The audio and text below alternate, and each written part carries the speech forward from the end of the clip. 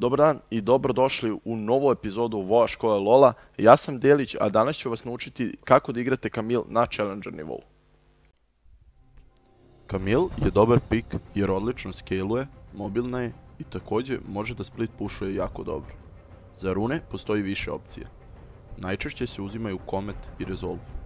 U nekim slučajevima može se ići i na Aftershock ako je težak matchup ili na press the attack protiv mnogo tanky heroja. U džungli se doduše uvijek igra Electrocute. Magija sa kojom počinjete zavisi od matchupa uglavnom. V se uzima za poke i sustain level 1. E se uzima ako invadujete ili nađete nekoga u šumi jer dobijete long range stun i dosta attack speeda što rezultuje u jako dobrom tradu ili možda čak i kill. Q se uzima protiv melee heroja koje želite da outtradujete level 1 ukoliko iskoristite auto attack reset kako treba. Q funkcioniše kao auto attack reset koji može da se iskoristi još jedan put. Tačnije, nakon prvog Q-a možete ga iskoristiti opet odmah da uradite normalan damage ili nakon 1,5 sekunde da uradite bonus damage i aplayujete true damage što je uglavnom najoptimalnije. Maksujete Q ako igrate melee matchup gdje stižete da koristite oba Q-a, dok se E maksa ukoliko ne možete da priuštite duge tradeove. Početni item može da vam bude Doran's Blade ako želite tradeove, Doran's Shield u teškim matchupima ili Corruption za sustain i mana i healtha ukoliko ćete puno koristiti W u lane. U laneu pokušajte da što više koristite pasiv u svoju korist, jer taj shield pomaže da dobijete kratke tradeove. Rotacija zavisi od toga da li igrate vs range ili melee heroja. Ako ste protiv range-a, treba da ga pogodite sa W zbog slowa, pa onda da krenete sa E i bacite 2 Q-a za max out.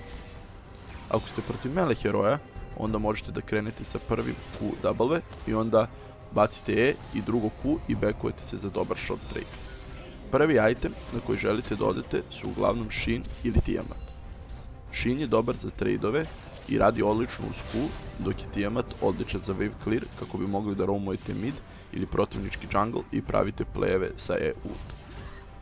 Nakon toga želite da odete što je pre moguće na Triforce pa na Ravenous ili Titanic Hydru.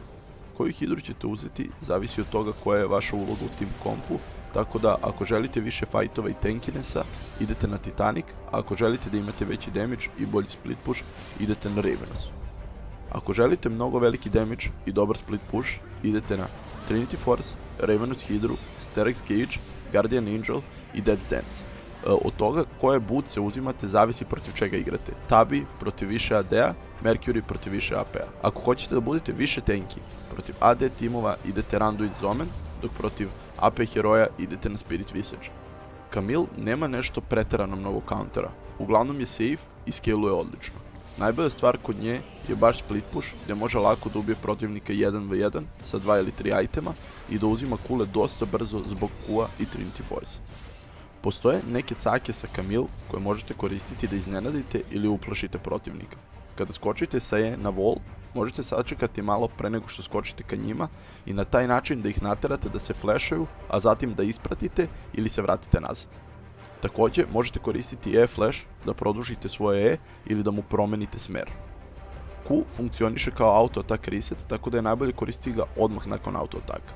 Također možete koristiti Tiamat da prekinete animaciju Q-a, što vam kupuje malo više vremena za auto-atakovanje.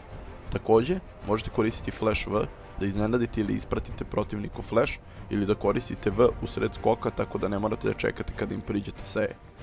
Kada bacate ulti, heroj postaje untargetable, tako da to možete koristiti da izbegnete protivničke magije ili da resetujete agro kule.